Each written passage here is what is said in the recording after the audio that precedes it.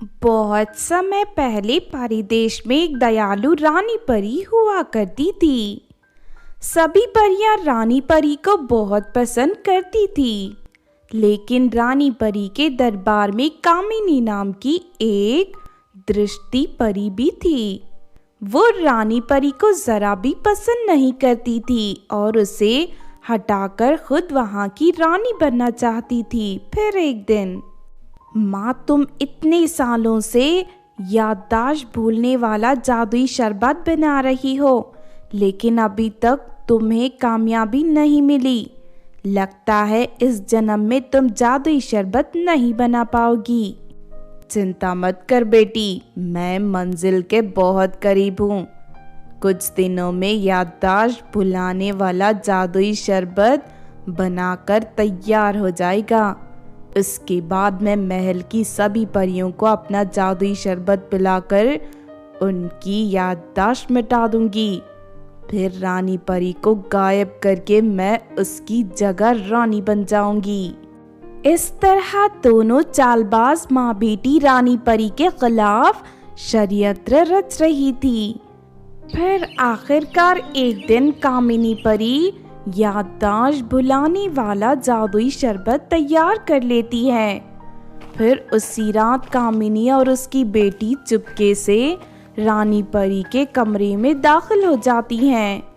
उसके बाद कामिनी रानी परी की जादुई छड़ी उठा लेती है और जादुई छड़ी से रानी परी को महल से गायब कर पृथ्वी पर भेज देती है। उसके बाद दोनों माँ बेटी महल में मौजूद पानी की टंकी में जादुई शरबत मिला देते हैं। अगले दिन वो पानी पीते ही महल की परियों की याददाश्त गायब हो जाती है। ये देख कामिनी बहुत खुश होती है। फिर कामिनी राजगद्दी पर बैठ जाती है और सभी परियां उसे वहां की रानी मानने लगती हैं। इस तरह दोनों धोखेबाज माँ बेटी महल पर राज करने लगती हैं। दूसरी तरफ अपने आप को पृथ्वी पर देख रानी परी को बहुत ताज्जुब होता है। ये सब मेरे साथ क्या हो रहा है? अचानक मैं पृथ्वी पर कैसे आ गई और मेरी नई सुंदर कपड़े इस तरह फटे पुराने कैसे हो गए? मेरी तो कुछ समझ में नहीं आ रहा। उसके बाद रानी परी किसी तरह वापस परी देश पहुंच जाती है, लेकिन जैसे ही रानी परी महल में दाखिल होती है कि तभी कामिनी को वहां की रानी बनी देख रानी परी के होश उड़ जाते हैं। अरे ये भिखारन कौन है? ये इस तरह महल के अंदर कैसे दाखिल हुई? ये तो क्या कह रही है कामिनी? तमीज से बात कर, मैं यहाँ की रानी हूँ।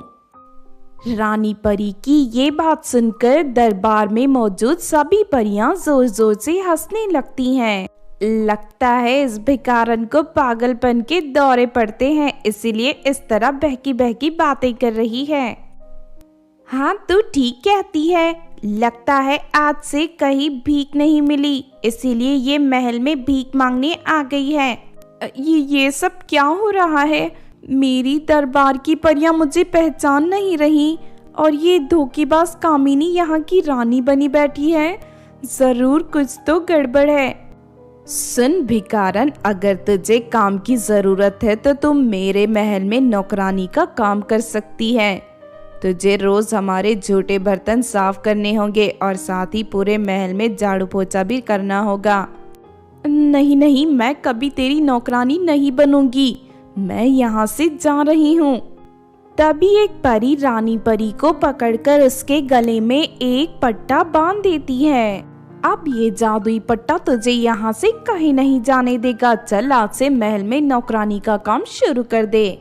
फिर उस दिन से मजबूर होकर रानी परी महल में नौकरानी का काम करने लगती है। दूसरी तरफ रोज सभी परियां उसका मजाक उड़ाकर उसकी बेइज्जती करती हैं। कामिनी और उसकी बेटी रानी परी को पेट भर खाना भी नहीं देती थी और जरा सी चूक हो जाने पर चुंबक लेकर उसकी पिटाई करती थी। इस तरह एक दिन रानी परी दुखी होकर महल के पीछे वाले बगीचे में बैठी थी। तभी रानी परी का वफादार घोड़ा उसके पास आता है और उसे कामिनी के जादुई शरबत के बारे में सब बता देता है। फिर वो घोड़ा रानी परी को अपने पीठ पर बैठाकर उसे पृथ्वी की एक जादूगरनी के पास ले जाता है। रानी परी जादूगरनी को अपने साथ हुए धोखे के बारे में सब बता देती है और उससे मदद मांगने लगती है। जादूगरनी फौरन रानी परी को जादुई दूध से भरा एक कटोरा दे देती है। रानी परी महल जाकर छत पर रखी टंकी के पानी में वो जादुई दूध मिला देती है। फिर जैसे ही महल की परियां टंकी का पानी पीती है कि तभी उनकी याददाश्त वापस लौट आती है और वो सभी रानी परी को पहचान लेते हैं। फिर सभी परियां कामिनी और उसकी बेटी को पकड़कर तहखाने में बंद कर देते हैं। दूसरी तरफ रानी परी फिर से रानी बनकर परी देश में राज करने लगती है। किसी जंगल में तमन्ना नाम की एक नागिन रहती थी। जंगल की नागिनों को बाहर इंसानी दुनिया में जाने की मनाही थी, लेकिन फिर भी तमन्ना नागिन हर संडे चोरी छुपे इंसानों की दुनिया में जाया करती थी। इस तरह एक दिन तमन्ना नागिन एक क्लब के पास पहुंच जाती है। वहां बहुत सारे लड़के लड़कियां एक दूसरे का हाथ पकड़कर डांस कर रहे थे। अरे वाह, यहाँ का माहौल कितना सुंदर है, काश मैं भी एक लड़की होती, इसके बाद मैं भी यहाँ जी भर के डांस करती। तभी तमन्ना की नजर रवि नाम के एक नौजवान पर पड़ती है। रवि दिखने में बहुत ही हैंडसम था। उसे देखते ही तमन्ना उस पर फिदा हो जाती है और उसका पीछा करते हुए उसके घर तक पहुंच जाती है।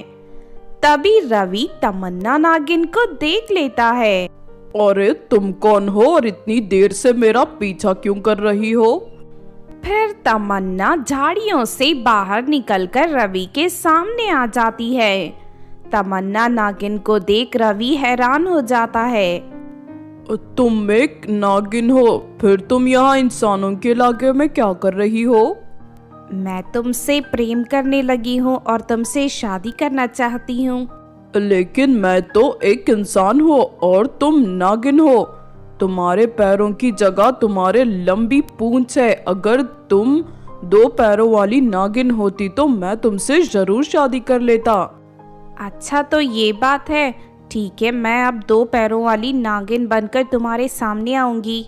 रहने दो, ये कभी नहीं हो सकता। बेकार में अपना समय बर्बाद मत करो। इतना कहकर रवि अपने घर के अंदर चला जाता है। उसके बाद तमन्ना नागिन जंगल लौटकर ये बात अपनी सहेली सुमित्रा नागिन को बताती है। तमन्ना, हम अनोखी दुनिया में हैं। तू इस जन्म में तो 2 पैरों वाली नागिन नहीं बन सकती, इसलिए बेहतर होगा उस लड़के का ख्याल अपने दिल से निकाल दे। नहीं नहीं, मुझे हार ना मानने की आदत है। मैं किसी भी कीमत पर 2 पैरों वाली नागिन बनकर इस लड़के से शादी करूंगी। उसके बाद तमन्ना नागिन एक बड़ी जादूगरनी के पास पहुंच जाती है। सुनो जादूगरनी, मैं 2 पैरों वाली नागिन बनना चाहती हूँ। क्या तुम मेरी पूंछ गायब करके मेरे 2 पैर प्रकट कर सकती हो? हाँ हाँ, क्यों नहीं। मैंने तो इससे भी बड़े बड़े जादू किए हैं, लेकिन इस काम में बहुत खतरा है। अच्छी तरह सोच लो। चाहे जितना बड़ा खतरा हो, मैं सामना करने के लिए तैयार हूँ। तुम सिर्फ इतना बताओ कि मुझे क्या करना होगा। तुम्हें 10 लड़कियों को पकड़कर मेरे पास लाना होगा, फिर मैं उनके पैरों को काटकर तुम्हारे शरीर में जोड़ दूंगी। लेकिन तुम एक लड़की के ही पैर काटकर मेरे शरीर में जोड़ सकती हो, फिर 10 लड़कियों की क्या जरूरत है? मैं उन लड़कियों के पैर काटकर उन्हें आपस में जोड़कर 2 जादुई पैर तैयार करूंगी। चलो जल्दी जाओ और लड़कियों को पकड़ना शुरू कर दो। फिर अगले दिन तमन्ना नागिन जंगल के बाहर निकलकर लड़कियों को पकड़ना शुरू कर देती है। थोड़ी ही देर में तमन्ना नागिन 10 लड़कियों को पकड़कर जादूगरनी के हवाले कर देती है। तमन्ना, ये तुमने ठीक नहीं किया। अपनी जिद को पूरा करने के लिए तुमने 10 मासूम लड़कियों की जान दांव पर लगा दी। तू चुप रह, मुझे तेरे भाषण की जरूरत नहीं है, चल हट यहाँ से। इतना कहकर तमन्ना वहाँ से चली जाती है। लेकिन उधर कई दिन बीत जाने के बाद भी जादूगरनी उन लड़कियों के पैर नहीं काटती और तमन्ना को रोज कोई ना कोई बहाना बनाकर टालने लगती है। फिर एक दिन तमन्ना से रहा नहीं जाता और वो गुस्से में जादूगरनी की गुफा में पहुंच जाती है। अब मैं तुम सभी लड़कियों को अपने काले जादू के लिए इस्तेमाल करूंगी और तुम्हारे शरीर के टुकड़े करके शैतान को बलि चढ़ा दूंगी। नहीं नहीं, ऐसा मत करो। मेरी बूढ़े माता पिता की सेवा करने वाली मैं इकलौती हूँ। अगर तुमने मुझ पर दया नहीं किया तो मेरे माता पिता का क्या होगा। इस तरह वहाँ के सभी लड़कियाँ अपना दुख जादूगरनी से बताने लगती हैं। लड़कियों की दुख भरी बातें सुनकर तमन्ना को उन लड़कियों पर तरस आने लगता है और उससे अपनी गलती पर बहुत पछतावा होता है। लेकिन तभी जादूगरनी अपनी तलवार उठाकर लड़कियों को मारने के लिए आगे बढ़ती है। लेकिन लड़कियों को बचाने के लिए तमन्ना नागिन जादूगरनी पर हमला कर देती है। जादूगरनी इस बात से बहुत चिढ़ जाती है और तमन्ना नागिन को मारने की कोशिश करने लगती है। लेकिन तभी तमन्ना अपनी जहरीली दांतों से जादूगरनी को काटकर मार डालती है।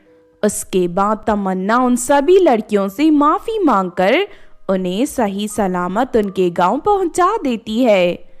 उस दिन के बाद से तमन्ना पूरी तरह सुधर जाती है और जंगल की दुनिया में हंसी खुशी अपनी जिंदगी जीने लगती है।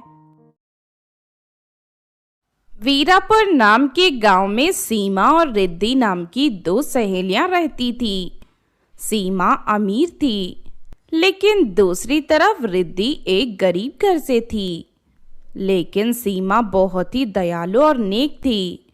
वो रिद्धि को कभी उसकी गरीबी का एहसास होने नहीं देती थी। वक्त बेवक्त वो हमेशा रिद्धि की मदद किया करती थी। लेकिन रिद्धि एक नंबर की लालची और धोखेबाज लड़की थी। वो हमेशा सीमा को बेवकूफ बनाकर उसकी नेकी का फायदा उठा लेती थी। फिर एक दिन, सुनो सीमा, अभी अभी मुझे पता चला है कि जंगल के पास वाले तालाब के किनारे एक बहुत ही बड़ी जादूगरनी आई है। वो जादूगरनी लोगों के गहनों को डबल कर देती है। देख, वो जादूगरनी ज्यादा दिनों तक एक जगह नहीं रुकती, इसीलिए मेरी बात मान, तू अपने सारे गहने लेकर उस जादूगरनी के पास चल। वो तेरे सभी गहनों को डबल कर देगी। सीमा रिद्धि की बातों में आ जाती है और अपने सारे गहने लेकर उसके साथ तालाब के किनारे पहुंच जाती है, जहां सीमा की सहेली काव्या पहले से ही जादूगरनी का रूप बनाकर बैठी थी। तुम दोनों कौन हो और यहाँ क्या करने आई हो? जादूगरनी जी, हमें पता चला है कि आप लोगों के गहनों को डबल कर देती हो, इसीलिए हम आपके पास अपने गहने लेकर आए हैं। अच्छा, तो ये बात है, ठीक है, मैं अपनी जादुई शक्ति से तुम्हारे सारे गहने डबल कर दूंगी, लेकिन मेरी एक शर्त है। उसमें से कुछ गहने तुम्हें गरीबों में दान कर देने पड़ेंगे। हमें आपकी शर्त मंजूर है। इतना कहकर रिद्धि सारे गहने जादूगरनी बनी काव्या को देती है। तुम्हारे गहने डबल करने में मुझे 2 दिन का टाइम लगेगा, तुम दोनों 2 दिन के बाद यहाँ आना। उसके बाद रिद्धि और सीमा वहां से चली जाती हैं। दूसरी तरफ रिद्धि की सहेली काव्या वो सारे गहने लेकर अपने घर चली जाती है। फिर रात होते ही काव्या के घर पहुंचकर उसे गहने ले लेती है। देखते ही देखते 2 दिन बीत जाते हैं। रिद्धि, 2 दिन पूरे हो चुके हैं, चल जल्दी से जादूगरनी से मेरे गहने लेकर आते हैं। फिर वो दोनों तालाब के किनारे पहुंच जाती हैं। काव्या वहां पहले से ही जादूगरनी का रूप बनाकर बैठी हुई थी। अच्छा हुआ तुम दोनों आ गई, मैं तुम्हारे ही इंतजार कर रही थी। ये लो तुम्हारे गहने, मैंने इन्हें दुगने कर दिए हैं। इतना कहकर काव्या एक बड़ी सी पोटली सीमा को दे देती है जिसमें नकली गहने भरे हुए थे।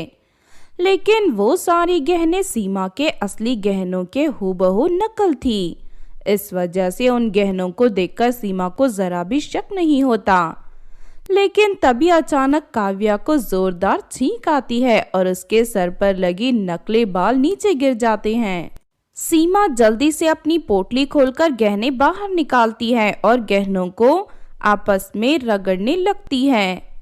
अगले ही पल गहनों के ऊपर लगी पॉलिश निकल जाती है। तुम दोनों ने मेरे साथ बहुत बड़ा धोखा किया है। चलो मेरे असली गहने मुझे वापस करो वरना मैं तुम दोनों को नहीं छोड़ूंगी। अरे इससे तो हमारी असलियत पता चल गई, अब हम क्या करें? अब ये गांव वालों को जाकर सब कुछ बता देगी। एक काम करते हैं, इसे जान से मार देते हैं वरना हम दोनों पूरी तरह फंस जाएंगी। हाँ तू ठीक कहती है, हमारे सामने बस यही रास्ता है। अरे तुम दोनों पागल हो गई है क्या जो इस तरह की बातें कर रही हो? तेरा जिंदा रहना अब हमारे लिए खतरनाक है। उसके बाद वो दोनों मिलकर सीमा को रस्सी से बांधकर तालाब में फेंक देती हैं। अरे कोई मेरी मदद करो, कोई मुझे बचाओ। देखते ही देखते सीमा तालाब में डूब जाती है। ये देख रिद्धि और काव्या बहुत खुश होते हैं और वहां से चली जाती हैं। लेकिन तभी उस तालाब में मौजूद एक बड़ा सा कमल का फूल सीमा को पानी से बाहर निकालकर तालाब के किनारे ले आता है। उस जादुई कमल के फूल को देख सीमा को बड़ा आश्चर्य होता है। मैं एक जादुई कमल का फूल हूँ। मैं अच्छे और सच्चे लोगों की मदद करता हूँ। अब तुम्हें कोई खतरा नहीं है। मेरी जान बचाने के लिए आपका बहुत बहुत शुक्रिया। लेकिन उन दोनों लड़कियों ने मुझे बेवकूफ बनाकर मेरे सारे गहने लूट लिए। तुम चिंता मत करो, मैं उन दोनों को सबक सिखाऊंगा। चलो मेरे साथ। उसके बाद सीमा उस जादुई कमल के फूल के ऊपर बैठ जाती है और वो हवा में उड़ने लगता है। थोड़ी ही देर में जादुई कमल का फूल रिद्धि और काव्या के पास पहुंच जाता है। सीमा को जिंदा देख दोनों को बड़ी हैरानी होती है। अरे ये सब क्या हो रहा है? हमने तो इस सीमा को तालाब में फेंक दिया था, लेकिन ये तो कमल के फूल पर बैठकर यहाँ आ गई। आखिर चक्कर क्या है? अरे ये तो वही जादुई कमल का फूल है जिसके बारे में मेरी दादी माँ मुझे बताया करती थी। ये अच्छे लोगों की मदद करता है और बुरे लोगों को सजा देता है। हाँ तूने सही कहा लड़की, इसीलिए मैं यहाँ तुम दोनों को सजा देने आया हूँ। ये सुनकर रिद्धि और काव्या घबराकर वहां से भागने लगते हैं। लेकिन तभी जादुई कमल का फूल दोनों को रस्सियों से जकड़ लेता है। मुझसे बचकर जाना इतना आसान नहीं है। तभी जादुई कमल अपनी शक्ति से उन दोनों के घर में रखे सीमा के सारे गहने हवा में उड़ाकर बाहर ले आता है। अपने गहने देख सीमा बहुत खुश होती है। देखो सीमा, अब तुम्हें तुम्हारे गहने मिल गए हैं। इस जादुई कमल से कहो कि ये हमें छोड़ दे। नहीं नहीं, मैं किसी भी कीमत पर तुम दोनों को माफ करने वाला नहीं। तुम दोनों ने इस मासूम लड़की को जान से मारने की कोशिश की थी, इसीलिए अब मैं तुम्हें इसकी सजा दूंगा ताकि दोबारा तुम कभी किसी को परेशान ना कर सको। उसके बाद जादुई कमल उन दोनों को मछलियां बनाकर तालाब में छोड़ देता है। इस तरह उन दोनों लालची लड़कियों को उनके कर्मों का फल मिल जाता है। दूसरी तरफ सीमा फिर से अपनी जिंदगी खुशी से जीने लगती है। बहुत समय पहले नागपुर नाम के गांव में काजल नाम की एक लड़की रहती थी। कहते हैं बहुत पहले नागपुर में नागों का साम्राज्य हुआ करता था। इस वजह से वहां अक्सर लोगों के घरों में सांप निकलकर आया करते थे। इसी तरह एक दिन काजल की सास मीना अपने घर के सामने वाले कुएं में पानी भर रही थी कि तभी अचानक उसे कुएं के पास एक सांप दिखाई देता है। सांप को देख मीना घबरा जाती है।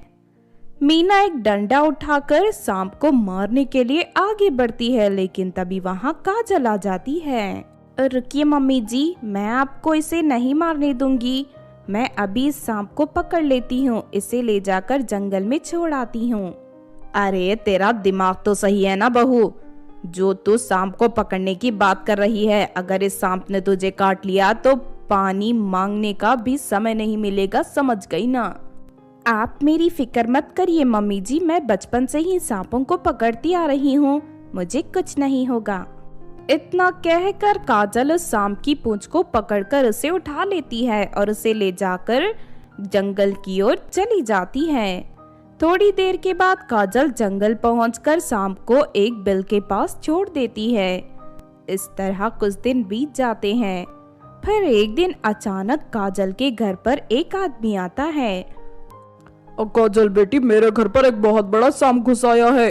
इस वक्त मेरा बच्चा घर में अकेला है। मैंने सुना है तुम सांपों को आसानी से पकड़ लेती हो, इसीलिए मेहरबानी करके मेरे घर चलो। काजल फौरन उस आदमी के साथ उसके घर चली जाती है और सांप को ढूंढने लगती है। तभी घर में मौजूद छोटी बच्ची के पालने के पास काजल को वो सांप दिखाई देता है। काजल लपक कर सांप को पकड़ लेती है और उसे एक थैली में बंद कर जंगल में छोड़ देती है। धीरे धीरे काजल की बहादुरी चारों तरफ फैलने लगती है और आसपास के गांव के लोग सांप पकड़ने के लिए काजल की मदद लेने लगते हैं। फिर एक दिन, अरे बहू, मैंने सोचा है कि अब से हम सांपों को पकड़ने के बदले लोगों से पैसे भी लेंगे। सभी लोग बहुत चालाक हैं। तेरे भोलेपन का फायदा उठाकर तुझसे मुफ्त में सांप पकड़वाते हैं, लेकिन अब से ऐसा नहीं होगा। एक सांप को पकड़ने के बदले हम 2000 रुपए लेंगे। मम्मी जी, आप इस तरह लालच क्यों कर रही हो? मुझे यह सब कुछ बिल्कुल पसंद नहीं है। मैं लोगों के लिए नहीं बल्कि बेजुबान सांपों की रक्षा करने के लिए उन्हें पकड़ती हूँ, और वैसे भी गरीब लोगों की मदद करने के बदले मैं उनसे पैसे लेने के बारे में सोच भी नहीं सकती। देख बहू, आसानी से पैसे कमाने का इतना अच्छा मौका हाथ आया है, मैं इसे यूं ही नहीं गंवाना चाहती। अगर तू मेरी बात नहीं सुनेगी तो मैं तुझे धक्के देकर घर से बाहर निकाल दूंगी। तभी वहां काजल का पति बिरजू आ जाता है। काजल बिरजू को मीना के गलत इरादों के बारे में बता देती है। बिरजू भी काजल की तरह नेक था और वो कभी किसी की मजबूरी का फायदा नहीं उठाता था, इसीलिए वो मीना की बातें मानने से इनकार कर देता है। अच्छा, तो इस चुड़ैल ने तुझे पूरी तरह अपने काबू में कर रखा है। अब मैं तुम दोनों को एक पल भी इस घर में नहीं रहने दूंगी। चलो इसी वक्त निकल जाओ यहाँ से। वैसे भी मेरे पास बहुत खेती है, मैं आराम से पूरी जिंदगी बैठकर खा सकती हूँ। मुझे तुम्हारी कोई जरूरत नहीं है। इस तरह लालची मीना अपनी बहू और बेटे को घर से भगा देती है।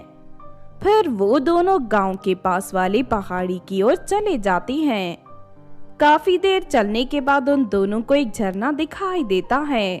दोनों पानी पीने के लिए झरने के पास पहुंचते हैं, लेकिन तभी अचानक उनके सामने एक बड़ी नागिन प्रकट हो जाती है। उस नागिन का बड़ा रूप देख बिरजू और काजल घबरा जाते हैं। तुम दोनों को मुझसे डरने की जरूरत नहीं है काजल बेटी, मैं तुम्हारे बारे में सब कुछ जानती हूँ। तुमने बहुत सारे सांपों की रक्षा की है, इसीलिए तुम्हारे इस नेक काम के बदले मैं तुम्हें इनाम देने आई हूँ। इस झरने के तल में सोने के सिक्कों से भरा एक मटका है, तुम उसे निकाल कर अपने साथ ले जाओ। उसके बाद जिंदगी में कभी तुम्हें किसी चीज की कमी नहीं होगी।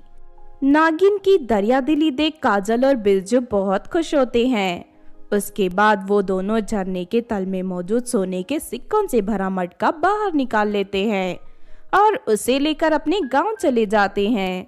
फिर दोनों एक आलीशान मकान बनवाकर अमीरों की तरह जीने लगते हैं।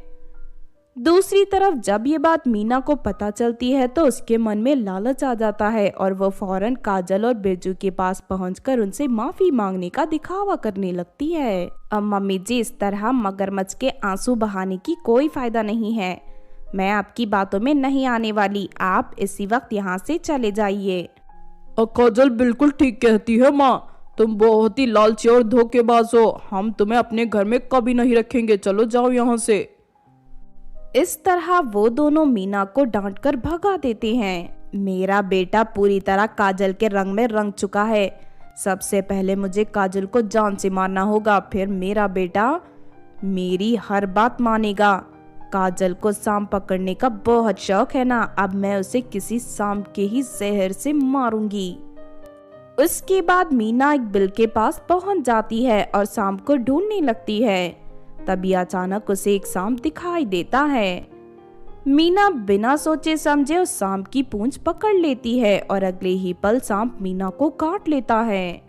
अरे मर गई, ये क्या हो गया, सांप ने मुझे काट लिया, अब मैं क्या करूं, कोई मुझे बचाओ। मीना अपनी जान बचाने के लिए फौरन गांव के डॉक्टर के घर पहुंच जाती है, लेकिन उस समय डॉक्टर इलाज करने पड़ोस के गांव में गया हुआ था। उसके बाद मीना मदद के लिए गांव के बहुत सारे लोगों के पास जाती है, लेकिन कोई भी मीना के शरीर के सांप का जहर नहीं निकालता।